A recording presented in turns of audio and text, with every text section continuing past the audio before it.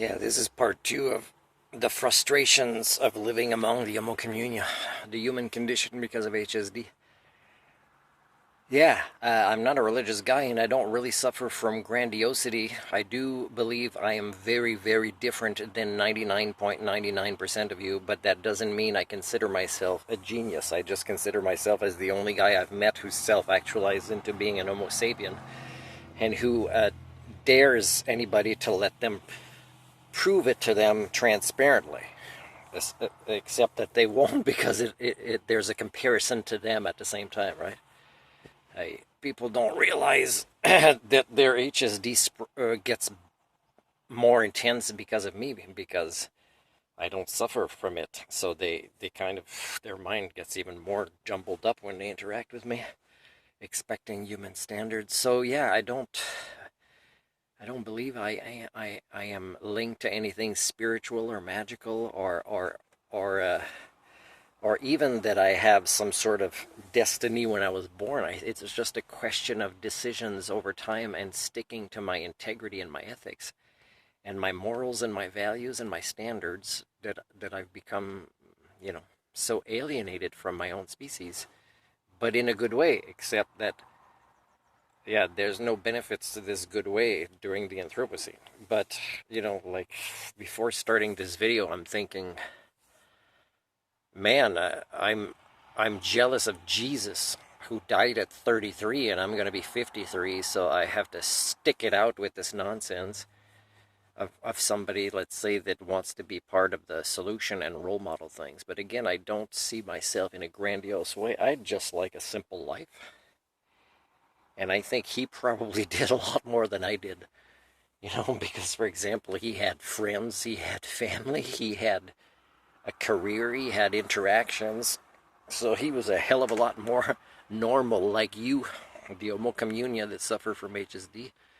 that I have become after these 53 years of sticking to my standards based on the definition of sentience and sapiens. I want to say thank you to the pool here in Quesnel, because I think at this point they've really noticed I spend a lot of time there doing homework, and I've used a phone on the wall to call these 800 numbers today, so thank you so much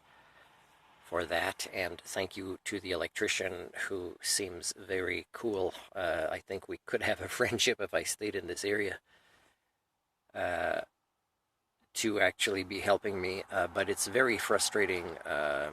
to live at a time where problem solving requires taking on problems. That's, I don't know if you can see it, but, it's,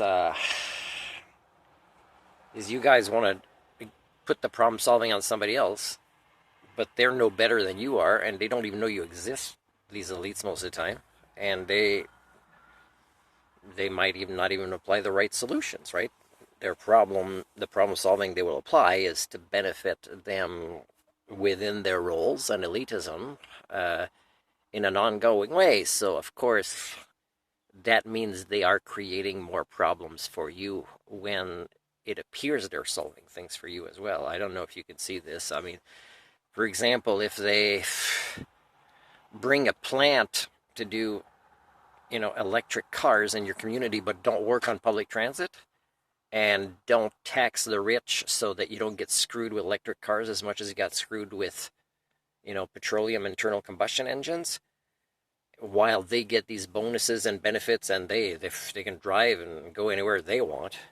and you guys think, oh, we have a few jobs for our kids that'll be poisoned in these ways, and that'll still be stuck in traffic and still be in accidents because we don't problem solve how stupid we are as drivers either, and how, the technology and the engineering or designing skills exist that you can see in other countries to make better public transit, is in Canada and the United States, for example, is we don't give a damn about you, and when it appears we're solving a little bit of something you're happy with and you'll stop your strike, it's really gonna have 9 more problems later, and you guys don't see this because you're stuck in your HSD.